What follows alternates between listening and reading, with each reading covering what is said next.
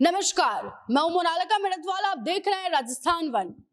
हाल ही में नरेश मीणा का एक वीडियो सामने आया जिसमें वो कह रहे हैं कि एक भामाशाह है जो 5 दिनों से मेरा फोन नहीं उठा रहे हैं।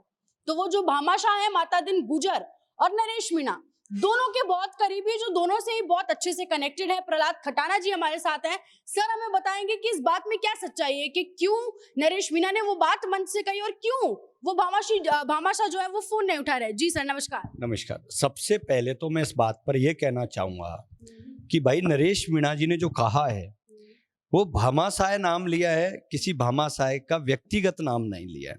वो भामाशाह कोई भी हो सकता है, कोई जरूरी नहीं है कि यही भामाशाह हो सकता है उनको और कोई भामाशाह ने कमिटमेंट किया होगा, उनसे बातचीत नहीं हो पा रही होंगी।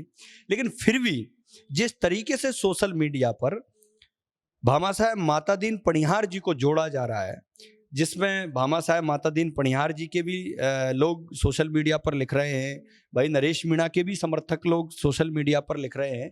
सबसे पहले मैं उनसे निवेदन करना चाहूँगा कि सामाजिक समरसता बनी रहे, किसी एक दूसरे के बारे में कोई गलत नहीं लिखे, क्योंकि पूर्व में भी माता दीन पनिहार जी ने उन गरीब आदिवासियों के, दलितों के बच्चों के लिए, जब भाई नरेश मीणा अनशन पर था तो 51 लाख रुपए देकर के उस अनशन को तोड़वाया था, जिसका भाई नरेश मीणा ने इतना जोर शोर से उनका सम्मान किया था, उनका गुणगान किया था। यहां तक कि जब वो 51 लाख रुपए प्लस पूरा जो 1 करोड़ के आसपास पैसा आया, 1 करोड़, क्योंकि भाई नरेश ने कहा था मैं तो 51 लाख रुपए देना चाहता हूं, लेकिन 51 लाख रुपए इन्होंने दे दिए, 50 लाख और भी आ गए, करोड़ों की तादाद में जो पैसा आया उसको ले जा करके भाई नरेश मीणा पिपलौदी जा करके उन बच्चों के परिवारों को देकर के आए थे। साथ में माता दीन पनिहार जी को भी लेकर के गए थे। उस दिन वो लेट हो गए थे। उसके बाद माता दीन जी को अपने पैतृक गांव बारा में, नया गांव ले जाकर के भव्य स्वागत किया। लगभग 5000 लोगों का खाना रखा था। उस दिन दुर्भाग्यवश या इसको सौभाग्यवश कह लो, उसी दिन चुनाव की घोषणा हो गई थी। वो मंच पर जैसे ही पहुंचते हैं उससे पहले चुनाव की घोषणा हो गई। तो चुनाव की जब घोषणा हुई तो भाई नरेश मीणा ने ये ऐलान कर दिया था कि भाई मैं अंता से चुनाव लड़ूंगा। इसी बीच मंच पर भामाशाह जी थे, तो भामाशाह जी ने कह दिया था कि भाई जितना भी खर्चा होगा, मेरे पास हमारे 15-20 हजार कार्यकर्ता हैं MRDS ग्रुप के, हमारे पास हजारों गाड़ियां हैं, तो हम सैकड़ों गाड़ियां और हजारों की तादाद में कार्यकर्ता जाएंगे, भाई नरेश मीणा के साथ चुनाव में पूरे दिखाई देंगे, जी जान लगा देंगे, और उसमें कुछ खर्चा होगा वो भी हम, जितना भी होगा, आपने भी सुना होगा कि भाई करोड़ों का भी कोई खर्च होगा तो जो खर्चा होगा वो हम हमारी तरफ से देंगे। ये कमिटमेंट माता दीन पनिहार जी ने उस दिन कर दिया। उसके बाद वो वापस आ जाते हैं, चुनाव आ जाता है, भाई नरेश मीणा नामांकन भर देता है और 14 तारीख की रैली की घोषणा कर देता है। जैसे ही दूसरे तीसरे दिन से उन्होंने इनसे संवाद करने की कोशिश की तो नरेश मीणा जी की और भामाशाह माता दीन पनिहार जी की बातचीत नहीं हो पाई थी। इसका जब मैंने बात की माता दीन जी से, तो मैं इस बात पर पहुंचा कि वो आए और वो उनके कामों से दिल्ली वगैरह चले गए। उसके बाद उनके पोती का जन्म हुआ, बीच में हॉस्पिटल में बिजी रहे। और सबसे बड़ी बात जो माता दीन जी ने कहा कि प्रहलाद खटाना, मैं जैसे ही वहां से ये घोषणा करके आया कि भाई हम भाई नरेश मीणा के साथ खड़े रहेंगे, तो मुझे तहसीलदारों ने, SDMओं ने, जहाँ क्योंकि मेरा जमीन का ही कारोबार है, तो प्रत्येक जमीनों पर मुझे नोटिस देना शुरू कर दिया, मुझे परेशान करना शुरू कर दिया, मेरे बिजनेस में रोड़ा खड़ा करना शुरू कर दिया। ये कह दिया कि भाई आप जो भी कर रहे हो इसका चौपट हो जाएगा अगर आप नरेश मीणा का समर्थन करोगे तो, या उसका साथ दोगे तो कहीं न कहीं माता दीन पनिहार जी डर गए थे। तो हो सकता है इस कारण से उन्होंने फोन नहीं उठाया। हो सकता है वो ये भी चाहते थे, जब मैंने उन्हें अंदरूनी बात की थी, वो चाहते थे कि मैं हेल्प करूं, लेकिन अब मैं खुद सामने आकर के हेल्प नहीं करूं, पर्दे के पीछे करूं। लेकिन मेरा मानना यह है कि माता दीन जी और भाई नरेश के बीच में कम्युनिकेशन जो गैप आया या जो संवाद टूटा या संवाद नहीं हो पाया, इस कारण बस से कहीं न कहीं ऐसा लगा होगा। और इससे हुआ क्या, एक जनता में मैसेज गया, नरेश मीणा को चाहने वाले लोगों के पास एक मैसेज गया कि भाई पैसा तो क्या नाम है भामा साहेब माता दीन पनियार दे ही रहा है, हजारों गाड़ियां दे रहा है, हजारों कार्यकर्ता प्रचार करने के लिए आ रहे हैं, करोड़ों रुपए वो आपको चुनाव में खर्च करेगा, तो फिर तेरे को पैसे की क्या जरूरत है। जो व्यक्ति नरेश मीणा को चुनाव में, क्योंकि चुनाव लड़ने के लिए पैसा तो चाहिएगा, और वो तो बेचारा गरीब किसान मजदूर का बेटा है, उसके पास पैसा तो है नहीं है, पैसा तो जनता ही देती है, कोई जितना जितना करके देती है। तो वो सब लोग रुक गए थे। तो कहीं न कहीं नरेश मीणा जी का दम घुटने लगा कि भाई इससे कोई तो इसका हल तो निकले। या तो माता दीन पनियार जी ये कहें कि भाई मेरे साथ तो प्रशासन मुझे परेशान कर रहा है, आईडी सीआईडी जो भी संस्थाएं सरकार मुझे परेशान कर रही है, मैं नरेश मीणा की सहायता नहीं कर सकता। तो कहीं न कहीं ये गैप हो गया, और फिर आखिरकार उसको ये चीज तो क्लियर करनी पड़ेगी नरेश मीणा जी को कि भाई माता दीन जी जो कह करके गए, उन्होंने यही कहा, नाम तो नहीं लिया किसी भामा साहब का, लेकिन उन्होंने ये कहा कि जो भामा साहब मेरे लिए कह करके गए थे, हो सकता है उनकी क्या मजबूरी रही होंगी, भाई सरकार का दबाव होगा या कोई नेताओं का दबाव होगा, क्यों नहीं कर पा रहे। क्योंकि अगर वो इस चीज को भी क्लियर नहीं करते तो उनकी जो हेल्प करने वाले लोग हैं चुनाव में, वो उनकी हेल्प नहीं कर पाएंगे। लोग फिर कहते हैं अरे इसको तो चंदा उगा रहा है, ये तो हो सकता है भामा साहब ने करोड़ों रुपए दे दिया और लोगों से भी ले लेगा, तो फिर वो तो बेचारा कहीं का नहीं रहा ना, वो तो कहीं का नहीं रहा। वो अगर किसी से मांगे तो उल्टा, नहीं मांगे तो चुनाव सिर पर है, खराब हो जाएगा। अब क्या है, उन्होंने सिर्फ इतना सका है, नरेश मीणा जी ने ना किसी को गाली दी है, ना किसी को नीचा दिखाने का काम किया है। भामा साहब जी का सदैव सम्मान था, है, रहेगा, और भामा साहब जी और नरेश मीणा जी के बीच में बहुत अच्छे संबंध हैं, उनकी बातें भी होती हैं, कोई कारणवश 2-4-5 दिन नहीं हो पाई होंगी। लेकिन ऐसा ये क्या वजह है कि जो माता दिन गुजर है वो नरेश मीणा का फोन क्यों नहीं उठा रहे? क्योंकि आपकी तो दोनों से बात होती है, माता दिन गुजर से बात हुई होगी आपकी शायद, हाल में आप बता रहे थे, तो वो नरेश मीणा का फोन क्यों नहीं उठा रहे? देखो, माता दीन जी ने उनके ऑफिस के किसी जिम्मेदार कर्मचारी को भेजा था, उनके भाई को भेजा था। उनका भाई पहले भी बीच में कम्युनिकेशन में आया था, जाने आने में उससे कह भी दिया था कि भाई दिवाली बाद में जितना हमसे बनेगा पर्दे के पीछे रह करके हम उसकी हेल्प करेंगे। लेकिन मुझे लगता है कि इसीलिए वो आदमी भी इस घटना को सही तरीके से कम्युनिकेशन और संवाद कराने में असफल रह गया। इसलिए ये मैनेजमेंट की कमी रही उन दोनों की।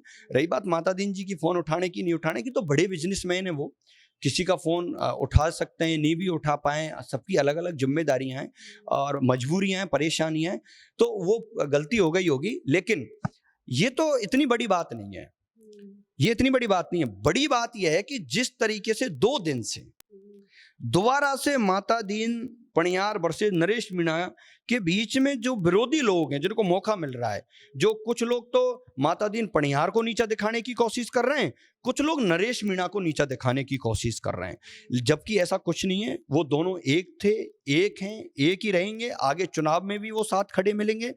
अब बात यह है कि ठीक है, माता दीन पनियार जी की कुछ मजबूरियां हो सकती हैं कि वो सरकार के दबाव में परेशानी की वजह से नहीं कर पाए होंगे। नरेश मीणा भाई की मजबूरी रही है कि उसको अगर और लोग सपोर्ट नहीं कर रहे तो वो क्लियर करना था उसे कि भाई मेरे लिए कोई जो लोग कमिटमेंट करके गए वो कमिटमेंट पूरा नहीं कर पा रहे हैं, उनकी कोई मजबूरी हो सकती है, बस यही कारण है। लेकिन पूर्व में भी जब नरेश मीणा अनशन कर रहा था तब भी कुछ लोगों ने गुजर मीणा वर्सेज, कुछ लोगों ने सोशल मीडिया पर एक दूसरे नेताओं को गाड़ी देना, ऊंचा नीचा दिखाने की कोशिश की थी। ये वही साजिश दोबारा से शुरू कर दी है माता दीन जी को लेकर, नरेश को लेकर दोबारा से, फिर कि ये दोनों समाजों को कैसे लड़ाया जाए। आपको ये नहीं लगता कि नरेश मीणा को मंच से नहीं कहनी चाहिए थी ये बात कि एक भामा शाह वो मेरा फोन नहीं उठा रहे? क्योंकि भामा शाह साहब को भी तो बुरा लगेगा, एक समय उन्होंने मदद की और अब फोन नहीं उठा रहे हैं। देखो भाई नरेश मीणा की ये खासियत लगा लो या ये कमी लगा लो, ये अच्छाई लगा लो या बुराई लगा लो, जबकि राजनीति में होता क्या है, जो बोलते हैं जो होता नहीं है। बड़े बड़े नेताओं के बयान सुने होंगे कि राजनीति में वो बोलना चाहिए जो करना नहीं है, और वो कभी नहीं बोलना चाहिए जो करना है। जबकि नरेश मीणा जी की ये अच्छाई है। अब ये कमजोरी भी है कि उनको जो लगता है वो खुद की तरह समझते हैं। जैसे कि मैंने कमिटमेंट कर दिया किसी को कि भाई मैं तेरे साथ खड़ा रहूंगा तो वो खड़ा रहेगा, अगर मैं तेरे लिए ये करूंगा तो वो करूंगा, और नहीं करूंगा तो नहीं करूंगा। नरेश मीणा साहब कहते हैं मेरे पास आज पैसा धन दौलत नहीं है, मेरे पास साधन नहीं है, संसाधन नहीं है, तो जो उसके कार्यकर्ता अपना खुद का खर्च करके और चुनाव प्रचार करते हैं जाते हैं, वो तो नहीं कहता कि भाई मेरे पास पैसा है, आप आइए, मैं आपके लिए गाड़ियां लगा दूंगा, खर्च कर दूंगा, चुनाव में ये कर दूंगा। तो वो व्यक्ति के मन में जो होता है वो कह देता है। वो इसको आप ये समझिए कि वो एज ए जो मन में जो बातें आ जाती हैं उसको रखता नहीं है। हालांकि राजनीति में ऐसा होता नहीं है, और हम कोशिश करेंगे भाई नरेश मीणा को कि भविष्य में ऐसी बातों पर थोड़ा सा धैर्य रखेंगे। अच्छा, आपको नहीं लगता है इससे नुकसान उन्हें हो जाएगा? क्योंकि देखिए बार बार ये बात बोली जाती है कि प्रमोद जैन भाई के पास पैसा बहुत है और नरेश मीणा को जहां से मिलना था वो दे नहीं रहे, तो आपको लग रहा है इसका नुकसान चुनाव में होगा? अब नरेश मीणा को देने वालों की कोई कमी नहीं रहेगी, और मुझे पूरा भरोसा है, विश्वास है, मेरी जिस तरीके से बात हुई है, माता दीन जी MRDS ग्रुप के मालिक हैं, उनके परिवार के 10-15 हजार लोग हैं, वो सब लोग भी मुझे लगता है कि दीपावली बाद में वो हेल्प भी करेंगे। माता दीन जी खुद पहुंचेंगे और जितना उनसे बन पाएगा वो करेंगे, और फिर अब हजारों लोग भाई नरेश मीणा के साथ खड़े होंगे। चुनाव बहुत दमखम से लड़ा जाएगा, कितना भी बड़ा पैसे वाला आदमी क्यों ना हो सामने, चाहे 1000 करोड़ का मालिक है वो, तो चाहे 100 करोड़ का मालिक है, नरेश मीणा की चाहने वाले लोग, बुजुर्ग, युवा, सर्व समाज, सर्व जाति के लोग भारी तादाद में दीपावली के बाद अंता की धरती पर होंगे, लोगों के पैर पकड़ेंगे, हाथ जोड़ेंगे, और अंता की जो जनता है उसने मन बना लिया है अब बड़े पैसे वालों से, क्योंकि लोगों को पता लग गया भाई ये तो पैसे बांटेंगे। अब अंता की जनता इन पैसों को लेगी और उनसे, क्योंकि ये पैसा किसका है? जनता का ही पैसा है भाई। वे MLA बन गए, जनता ने एक वोट दिया, वोट की ताकत से MLA बन गए, MLA की ताकत से, उस मंत्री पद की ताकत से उन्होंने करोड़ों हजारों रुपए ले लिए। अब जनता उनको हिसाब किताब चुकता करेगी, और गरीब मजदूर किसान के बेटे नरेश मीणा को अपना मत भी देगी, समर्थन भी देगी, सपोर्ट भी करेगी, और देखना किस तादाद में मजबूती के साथ खड़े होगी। अच्छा, मोरपाल सुमन जी को भी बीजेपी ने उतार दिया अब ग्राउंड में, तो क्या अब नरेश मीणा के लिए थोड़ा चुनाव डिफिकल्ट होने वाला है? क्योंकि माली समाज के 36% जो वोट है वो काट लेंगे मोरपाल सुमन। देखो, मोरपाल सुमन जी मैंने तो सुना है, मैं मिला नहीं हूँ, भले आदमी है, सीधे आदमी है, अच्छे आदमी है, वहाँ के प्रधान है, और वो चुनाव लड़ेंगे। लेकिन जैसा कि वहाँ के लोगों से मेरे सुनने में आया कि अगर बीजेपी को कोई जिताऊ कैंडिडेट देना ही था तो वो प्रभुलाल सैनी जी थे शायद।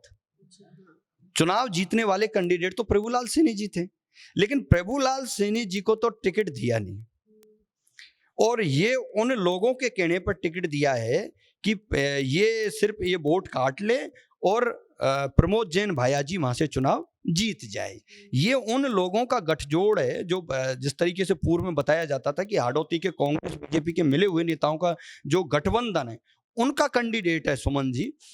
सुमन जी व्यक्तिगत भले आदमी है। अब जनता इस बात को समझ चुकी है कि मोरपाल सुमन जी को इसलिए टिकट दिया है कि ये तो चुनाव जीतेंगे नहीं, और इनके चक्कर में जनता वोट दे देगी किसको? प्रमोद जैन भाया को। जबकि जनता ने मन अलग बना लिया है। जनता ने अब मन बना लिया है किसी भी जाति का व्यक्ति क्यों ना हो, चाहे वो माली हो, गुजर हो, जाट हो, राजपूत हो, मीणा हो, जर्नल कास्ट हो, किसी भी धर्म का हो, कि अब की बार इन सब लोगों को सबक सिखाना है।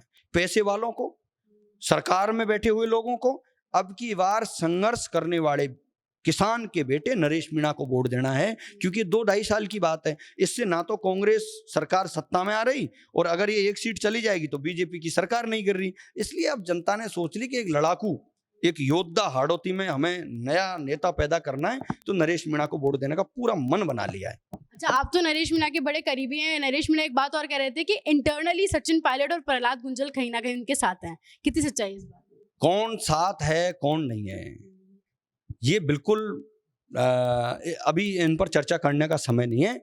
लेकिन प्रहलाद खटाना नरेश मीणा के साथ है, जी जान से है, और नरेश मीणा जीत करके आएगा। और इंटरनली तो भगवानों का भी आशीर्वाद होता है, ये तो इंसान है, आप इस बात से अंदाजा लगा ही सकते हो, तो इंसानों का तो हो ही सकता है, कोई बड़ी बात नहीं। बहुत शुक्रिया आपके राय के लिए। आप क्या कुछ राय रखते हैं इस पूरी बातचीत पर, हमें जरूर बताएं। और क्या होगा अंतः उपचुनाव में, प्रमोद जैन भाया, मोरपाल सुमन या नरेश मीणा, कौन कर जाएगा फतेह में? कमेंट सेक्शन में जरूर बताएं, और ऐसे जुड़े रहें राजस्थान के साथ।